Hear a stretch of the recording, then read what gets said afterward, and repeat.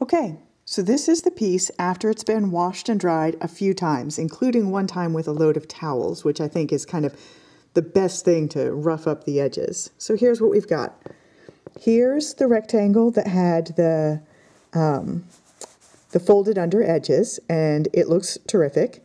Even in the corners, I'm going to get really close here, and I snipped away some of the excess from the corners, but on the square edges like this, you're still left with a really, really clean edge. So next up is the piece that had just a straight cut edge, no pinking shears and no turning the edges under. As you can see, this one's got a lot of fraying, and the threads that fray off the edges tend to be pretty long. Now, I don't think this is bad. I actually like this. I like all of the finishes, but I wanted to show you the different looks so that you could choose what you like, because they do all look really different. And here it is with the pinked edge. And you can see this one still frays, but when you pink the edges, it tends to fray with shorter, kind of fluffier threads. And that's what you're seeing here on the pinked edge. And here you can really see the comparison between the two. Both raw edge, but this top one is the straight edge cut, and this one here, if I can get my finger in, is the pinked edge cut. So now I want to show you with different shapes. Remember, we did these squares because it was going to be on the straight of grain, which behaves a little different than cutting across the bias. So here is the triangle with the folded edge, and as you can see, when you get into points and you snip away the excess, you tend to be left with a little bit of fuzz at those corners.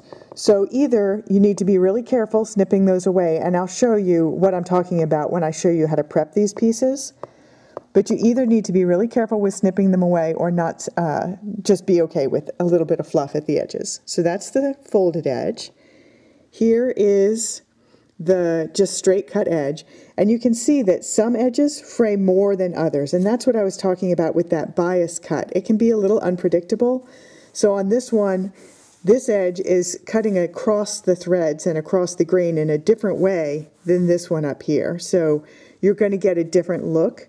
You're not necessarily going to get the same kind of finish on your three edges if you're cutting triangles, because some of them will probably be pretty close to the straight grain and some of them might be more biasy, and you're going to get different looks. When you pink the edges, though, it's going to be pretty consistent. You're going to get just that nice kind of fuzzy edge all the way around. And then the last one to look at is the circles. So here you've got the folded edge, and I'll show you in the video how to get that perfect circle with a folded edge under. There's a little trick for that. Here's the straight cut edge, and on this one it's not quite, the threads are still longer than the pinked edge, which we've got here, but it is it's pretty close actually to the pinked edge. You don't see quite the difference that you do when it's on the straight of grain. And you can see after washing, all of that stitching really crinkles up nicely. I love the way the background stitching looks when it's all been washed. So that's what the three different edge treatments look like. I really like all three of them, but they do look very different, so I wanted to show you what they'll look like after washing so you can choose the one that you like the best.